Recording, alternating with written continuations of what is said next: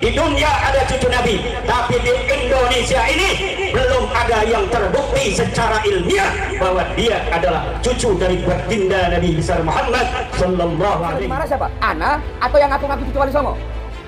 Harusnya kalian yang ngaku cucu Wali Songo. Tapi kenapa pertanyaannya? Kenapa kok mereka nggak marah? Justru ke Ana. Ngomong ini petentang ya Allah ya Rabbi. Berarti huwahumahum. Mungkin ada skenario di balik. Tapi karena Imam Ubaidillah ini sudah ditolak, dibatalkan oleh Haji Imaduddin Al-Bantani, terpaksalah menyusun lagi silsilah melalui jalur Imam Musa Al-Kadhim ke bawah melalui jalur Imam Mahdi. Yang mana kalau ini dibaca oleh nakoba-nakoba internasional, pasti akan dianggap sebagai silsilah yang aneh, yang lucu, yang nggak layak ditampilkan ke publik. Ini tantangan saya untuk Haji Imaduddin Al-Bantani untuk bisa membuktikan silsilah ini dengan menggunakan metodenya sendiri, dengan menggunakan standarnya sendiri. Silakan dibuktikan nama-nama ini satu-satu melalui kitab nasab yang sezaman, atau kalau enggak, copot aja Imam Ali. Kapan jadi Nahdlatul Ulama ngajari benci Ahlul Bait itu mulai kapan? Wah, ini produk baru ini dulu model ini.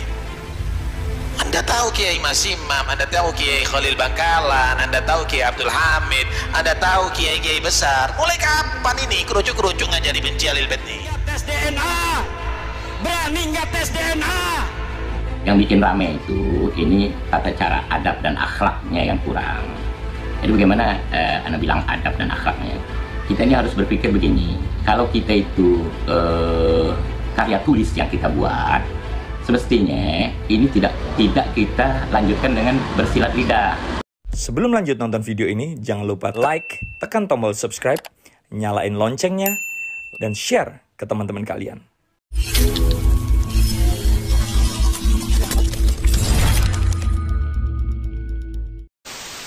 Assalamualaikum warahmatullahi wabarakatuh. Apa kabar sobat-sobat dimanapun Anda berada? Video saya kali ini sobat adalah berbagai macam perkataan dari TJ menyangkut perseteruan yang akhir-akhir ini merebak di sosial media. Nah, mari kita simak sobat pernyataan dari TJ tentang hal ini. Jadi sahabatku, se-Indonesia Raya merdeka-merdeka, kita semua yang hari ini melihat perkisruhan ini di sosial media, tolong tahan, jangan emosi, jangan ada nada-nada provokatif, ya, jangan mengujar kebencian sesama kita. Nah, kalau kita simak sobat di sini, TJ melakukan himbauan untuk tidak emosian dalam menanggapi berbagai isu dari dua kubu, di mana di sini kita untuk menahan emosi. Dan ini tentu hal yang positif nih sobat. Karena apabila kita emosi, mungkin berbagai macam hal lain akan muncul. Dan di sini juga kita berhati-hati terhadap provokasi yang ditimbulkan oleh berbagai pihak yang lain. Karena kita tidak tahu sobat di sini apakah dia punya kepentingan terhadap sesuatu hal yang mungkin disuruh sertakan di dalam isu perseteruan yang panas ini. Dan ini tentu sesuatu hal yang positif ajakan dari TIJ ini. Ada satu dua orang yang mungkin nyeleneh seperti itu, jangan kita klaim semua. Jangan sampai Yaman begini, Yaman begitu. Boleh jadi orang-orang yang ngomong seperti itu belum tentu orang Yaman. Ya, karena ada banyak sekali di belakang sana yang memang mereka orang baik.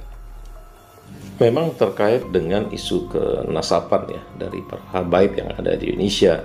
Nah, sini memang poin pentingnya sobat, bahwasanya ini menjadi cikal bakal membawa kelompok-kelompok yang akhirnya menjadi besar perseteruan tersebut.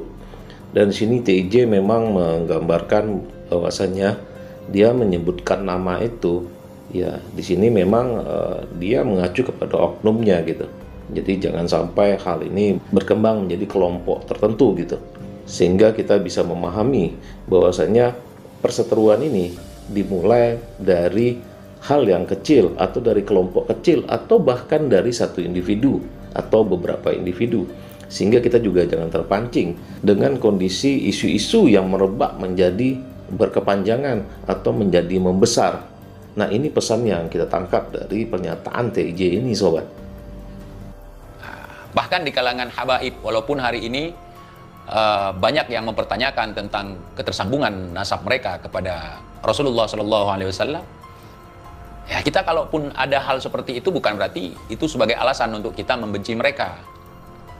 Nah, kenapa saya sebutkan nama? Saya menyebutkan nama adalah untuk tidak menyamakan mereka semua. Ada ilmu dari mereka, walaupun mereka dari habaib, ambil ilmunya. Ada 1-2 orang mereka ngaku-ngaku sebagai ulama, bawa-bawa nama datuk segala macam. Udah itu aja. Nah, kecuali kalau semuanya sama.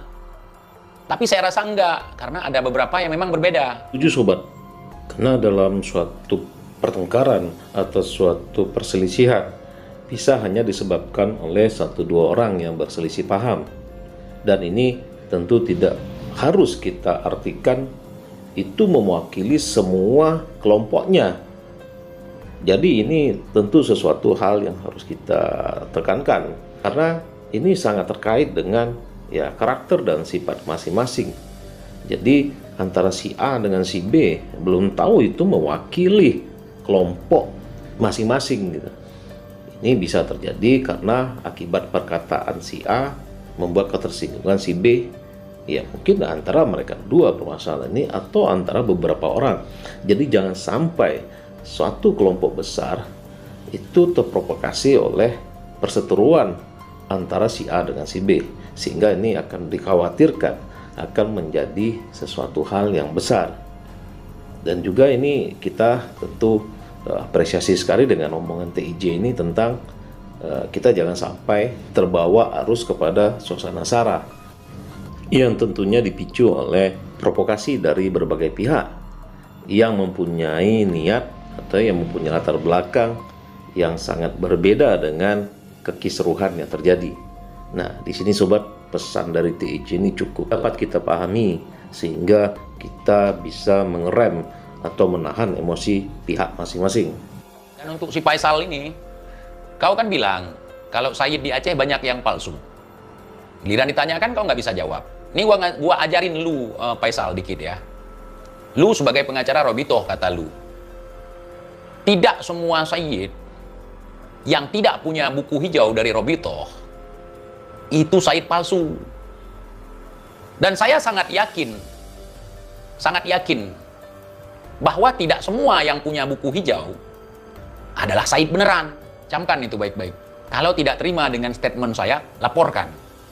Ajak si Taufik, Bang Taufik, laporkan.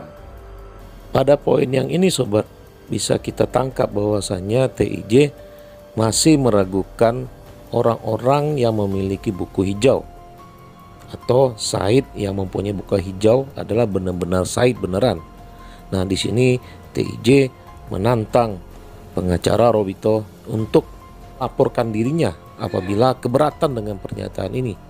Baik sobat, lebih dan kurangnya saya mohon maaf. Assalamualaikum warahmatullahi wabarakatuh.